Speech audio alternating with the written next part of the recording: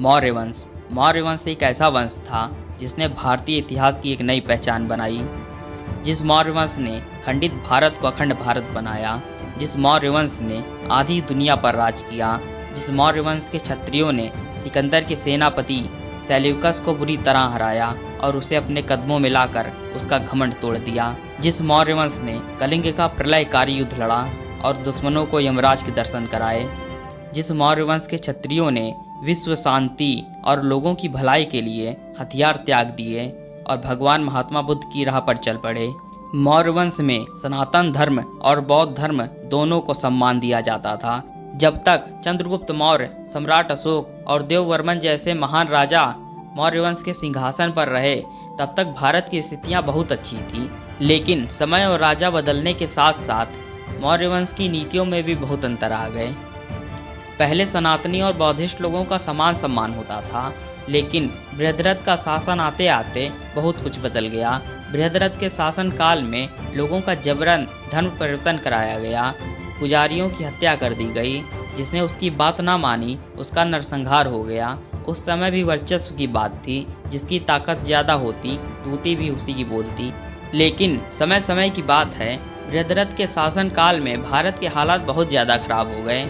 मौर्य वंश एक समय में इतना महान था, जिस मौर्य वंश ने भारत को दुनिया में एक नई पहचान दिलाई।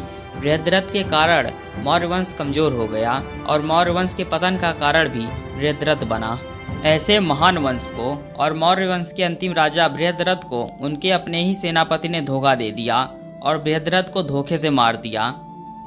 बृहद्रथ ने पाप किया था इसलिए उसे मारा, लेकिन जिस मौर्य वंश का उसने नमक खाया उसे ही खत्म करके उसने राज हड़प लिया।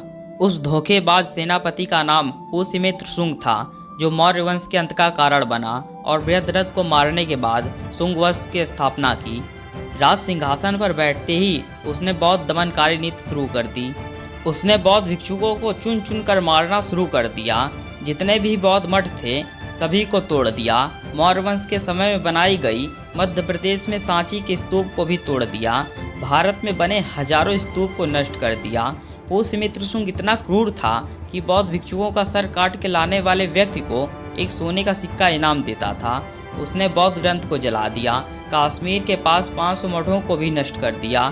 कुल मिलाकर कहा जाए तो पुष्यमित्र शुंग बौद्ध धर्म का पूर्णतः विनाश चाहता था।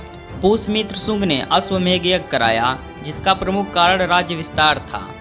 यज्ञ का घोड़ा जिस राज्य में जाता उस राज्य के राजा को अपना राज्य पुष्यमित्र शुंग को देना पड़ता। ऐसा ना करने पर उस राज्य के राजा को पुष्यमित्र शुंग से युद्ध करना होता।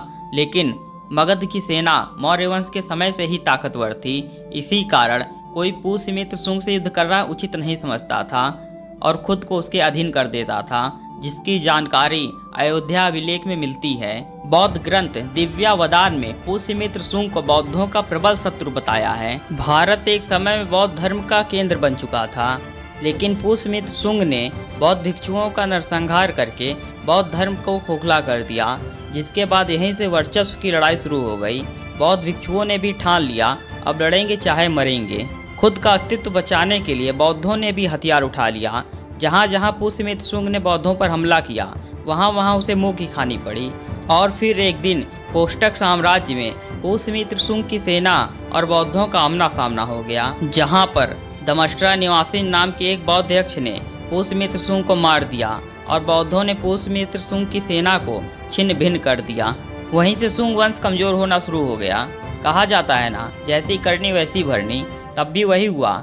जिस प्रकार बृहद्रथ ने पुजारियों को मारा, उसके बाद पुष्यमित्र शुंग ने बृहद्रथ को मारा, उसी प्रकार पुष्यमित्र शुंग को बौद्ध यक्ष ने मारा।